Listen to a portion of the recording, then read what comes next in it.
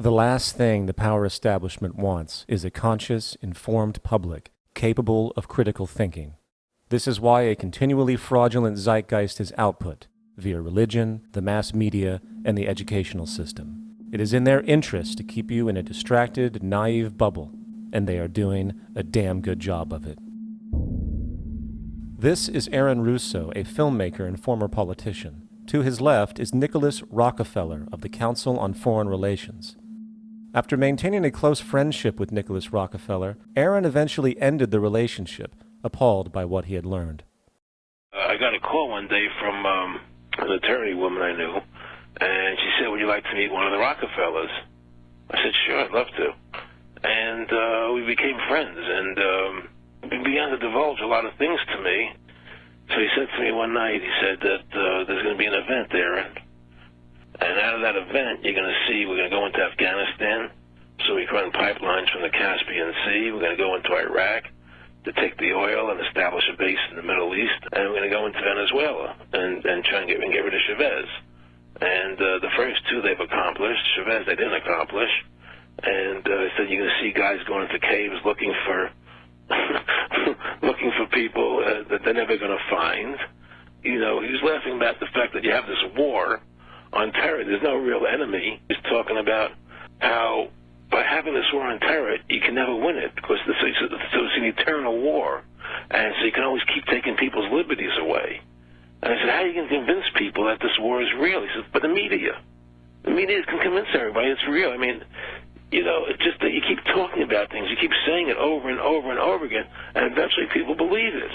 You know, you created the Federal Reserve in 1913 through lies. You create 9/11, which is another lie. Through 9/11, then you're fighting a war on terror, and now all of a sudden you go into Iraq, which was another lie, and now they're going to do Iran. You know, and it's all one thing leading to another, leading to another, leading to another. Now, I would say, what are you doing this for? What's the point of this thing? You have all the money in the world you ever want. You have all the power. I said, you know, you're hurting people. It's not a good thing. And he would say, what do you care about the people for? Take care of yourself and you take care of your family. And then I said to him, what are the ultimate goals here? He said, the ultimate goal is to get everybody in this world chipped with the RFID chip and have all money be on those chips and everything on those chips. And if anybody wants to protest what we do or violate what we want, we just turn off their chip. How far will the sickness of power go? To what lengths will those in control go in order to maintain and preserve their positions? We have a Florida family who are really pioneers in a brave new world. They have volunteered to be the first ever to have microchip identification devices implanted into their body. After 9/11, I was really concerned with the security of my family. I wouldn't mind having something planted permanently in my arm that would identify me. George Orwell, in his famed and possibly prophetic work, 1984, stated, "Power is not a means, it is an end. The object of persecution is persecution. The object of torture is torture. The object of power is power." Today, symptoms of a surveillance society continue to grow as irrational fears of invisible enemies, coupled with rising economic instability, spread across the globe.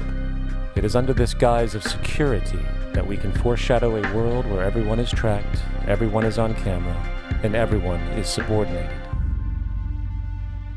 The most incredible aspect of all, such totalitarianism would likely not be forced upon the people. Rather, the people will demand it.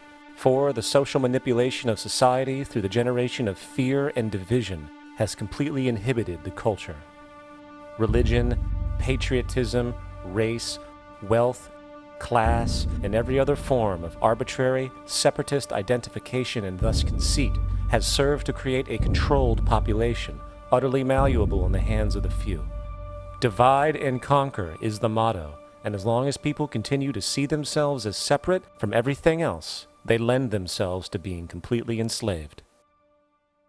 However, if the people ever realize the truth of their relationship to nature, and the truth of their personal power to effect change, the entire manufactured zeitgeist that's preyed upon would collapse like a house of cards.